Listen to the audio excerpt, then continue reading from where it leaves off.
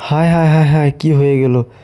হায় হায় মর্মান্তিক অবস্থা! হারে শখের বাইকটা কিভাবে পড়ে বাইকটা এদিক দিয়ে আসার সময় যে রাস্তা ফাঁকা, আসার সময় মর্মান্তিক একটা দুর্ঘটনার শিকার। আহারে দেখেন ভাই কিভাবে বাইকটা পড়ে আছে। আহারে শখের বাইকটা, আসলে বাইকের কোনো মায়া নাই। আসলে রাস্তাঘাটে মানুষ কেন গাছের এই ডুমগুলা যখন রাখছে, ওভার স্পিডে আসার কারণে হয়তো এই বাইকটা দেখেন কন্ট্রোল হারিয়ে পড়ে আছে। কারণ এই গাছের উপরে যখন সামনের চাকাটা পড়ে গেছে, তখন বাইকটা নিয়ন্ত্রণ হারাই ফেলছে সম্পূর্ণ।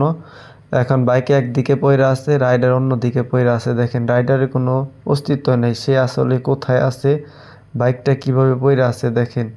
আসলে রাস্তায় চলার সময় খুব সাবধান, যে কোনো সময় ভয়াবহ দুর্ঘটনা হতে পারে।